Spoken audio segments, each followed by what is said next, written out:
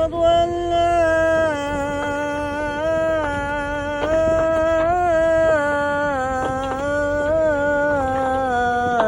إله إلا الله.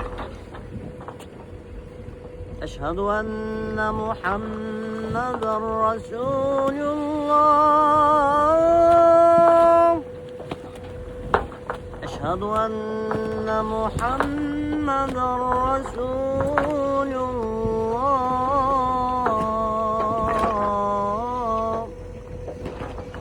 حي على الصلاة.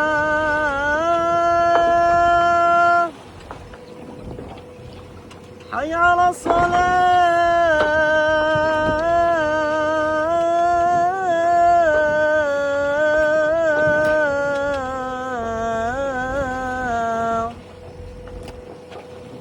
حي على الفلاح. حي على الفلاح.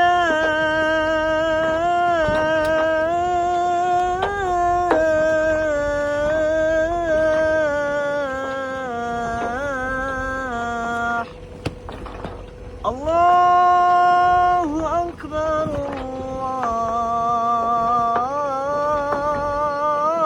الله أكبر.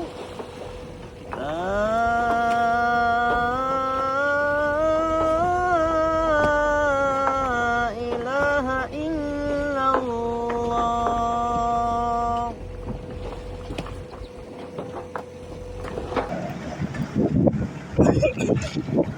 Bugün çok zor şartlar altında limana ulaşmaya çalışıyoruz. Gerçekten tekne boyunda dalgalarla konuşuyoruz. Allah yardımcımız olsun.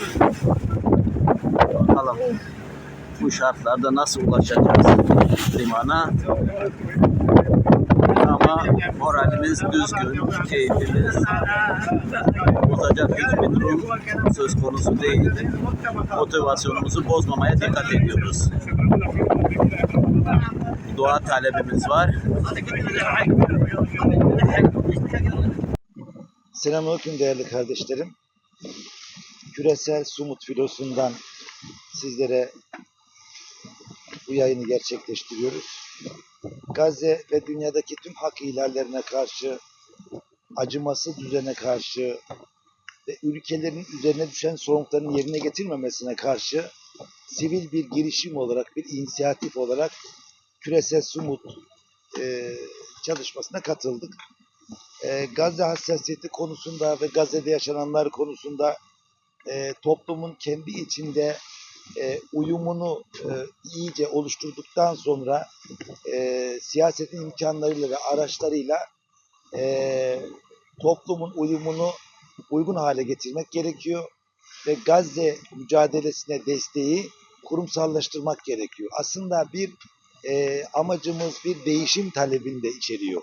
Yani dünyada uluslararası hukukun iflas ettiği, temel hak ve hürriyetlerin ayaklar altına alındığı, her türlü yargı konusunun hiçe sayıldığı ve insanların canının yok sayıldığı bir düzende, bir düzlemde Küresel Sumut filosu buna itiraz etmekle birlikte yeni bir düzen arayışında içeriyor, yeni bir dünya arayışında içeriyor. Bu da uluslararası hukuku ve temel hakları güvence altına alacak yeni bir düzeni ima ediyor. Tabii amacımız ve hedefimiz normalleşme itiraz etmek. Gazze'de yaşanan sistematik katliamlara itiraz etmek. Sistematik kıtlığa itiraz etmek. Çünkü Gazze'de bir ateşkes var ama bu ateşkes insani felaketin giderek derinleştiği bir boyuta engel olamıyor. On binlerce sivil hayatını sağlıklı hale getirebilecek tıbbi bakıma erişim sağlayamıyor. Yüz binlerce çocuk sistematik olarak kısıtlanan yardımlardan ötürü ya açlık ya yetersiz beslenmeyle mücadele ediyor. Dolayısıyla Gazze halkına bu kadar acı çektiren insanlar, bu kadar katliama neden olan sorunlar hiçbir şekilde yargılanmadı ve ceza almadı. Bu cezasızlık bir norm haline geldi ve giderek başka ülkelerde de, coğrafyalarda da yeni hak ihlallerine neden oluyor. Amacımız bu sivil inisiyatifle birlikte ülkeleri harekete geçirmek, toplumları daha efektif hale getirmek, daha aktif hale getirmek ve bir kitlesel mobilizasyon meydana getirmek. Böylece biliyoruz ki hareketsizlik ve sessizlik krizi derinleştirmekle kalmaz ve yeni krizlere, yeni hak ihlallerine neden olur. Dolayısıyla Gazze'de her gün tekrar eden katliamlar, her gün tekrar eden hak ihlalleri de bunu göstermektedir.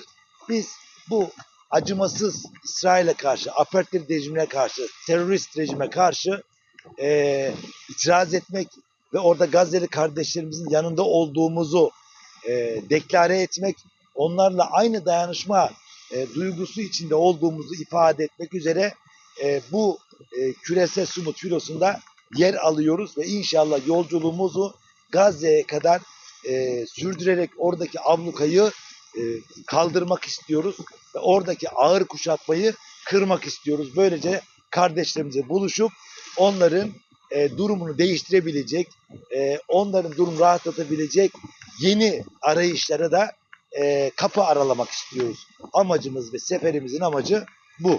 Ve bizler de Türkiye'deki kardeşlerimizden hem küresel sumut filosuna destek vermelerini istiyoruz. Eylemlerle, etkinliklerle, mitinglerle ve salon programlarıyla muhakkak Gazze'yi gündemde tutmalarını istiyoruz. Boykotu sürekli hale getirmelerini istiyoruz. Yani İsrail'in apartheid rejimin, Siyonist rejimin amacı sınırsız bir şekilde mazlumların sahip olduğu imkanlara el sürmek ve onları canlarını alarak, mallarını alarak onları tüm imkanlardan mahrum bırakmak ve böylece kendi kafalarından geçirdikleri bir arz mevut projesine ulaşmak. Dolayısıyla onların amacı değişmediği sürece bizim boykot bilincine yaklaşımımızın da değişmemesi lazım. Boykota yaklaşımımızın da değişmemesi lazım. Ömür boyu boykot bilinciyle de biz sürekli bu duruşumuzu canlı ve diri tutmamız gerekiyor. Mutlaka takip edin ve canlı kalın istiyoruz. Bugün